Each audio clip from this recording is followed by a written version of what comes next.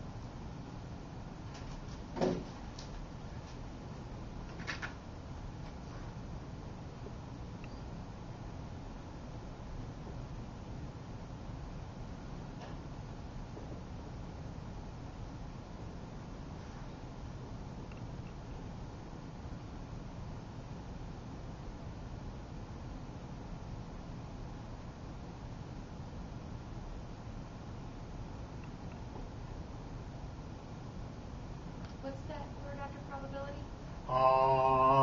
Car. A car gets less than 21 miles a gallon. Probably a car gets between 23 and, let's see, 4 what? 633. Yeah. Okay, so what's the probability a car gets less than 21 miles per gallon? What's the probability a car gets between 23 and 33 miles per gallon? Okay, so let me reread it for your notes. An average car gets 27 miles per gallon with a standard deviation of 5. Assuming a normal distribution, find A. Probability a car gets less than 21 miles per gallon. And B. Probability a car gets between 23 and 33 miles per gallon. Okay? So here we go. Here's A.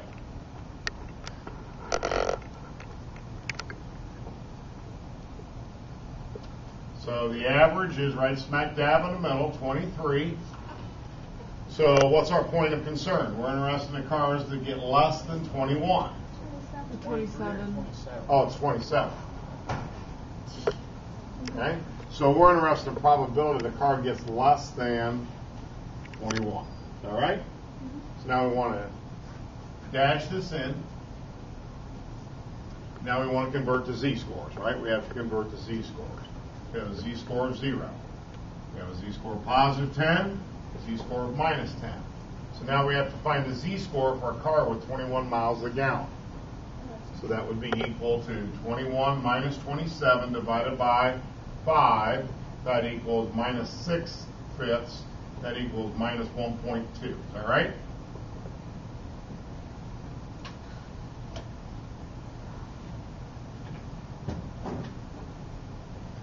Negative 1.2, correct? Okay. So now what we want to do is we want to figure out that area. So how do I figure out that area? Normal, CDF, negative 10, negative 1.2. Okay? And that's going to be what? Maybe 7, 8, what is it? 0.115. 0.115. Okay, anyone buy that? Okay, B. Probably a car gets between 23 and 33. The average car gets 27. Here's 23. Here's 33. I want this probability. They're between these two numbers. Probably a randomly selected car gets between 23 and 33. So again, if I can find those z-scores, I'm home free. The z-score for the middle one is 0. The outer range is 10, minus 10. So I need to find the z-score for 23. What's the z-score for 23? It's simply 23 minus 27 divided by the standard deviation, which in this case is 5. So this is minus 4/5, or equal to negative 0.8. And then I need to find 33. So z-score for 33 is 33 minus 27 over 5. That equals 6/5. That equals 1.2. So then to find this area, That would be normal, CDF, negative 0.8, comma, 1.2. 0.67. And that is what again? 0.67. 0.67.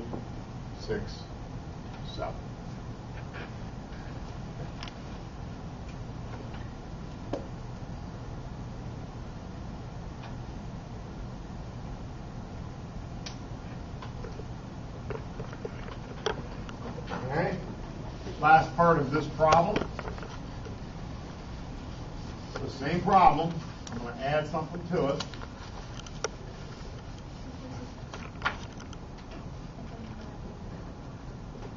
If the median were 3, would you be concerned, and why? Same question. If the median were 3, would you be concerned, and why? It's way too low. Why? The average is at 27. Right, and why would you be worried about that? They're supposed to be around the same. They should be approximately the same, so how good is good, right? So how do we evaluate that? Practice the system. Peterson's index, right? Remember we talked about that last week? Peterson's index, or Pearson's, I can't remember. Pearson's or Peterson's? It's Pearson's. Pearson's index. And it equals 3 times the average minus the median divided by the standard deviation, right? And if that number is between -1 and 1, it's not very skewed. If that number is greater than that, in either way, it becomes more and more skewed, right? So in this case, what's the average? It's 27. What's the median? 3. Standard deviation is 5. 27 minus 3 is 24. That's 3 times 24 over 5. 3 times 24 is 60, 72 fifths. And 72 fifths is going to be approximately 14.4. It's not approximately, it's equal to 14.4. So because Pearson's index is so high, that tells us what about our distribution?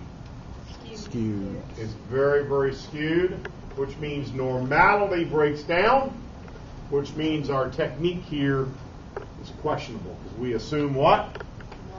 Normal distribution. So our assumption of normality is broken. Okay? I can't hear you.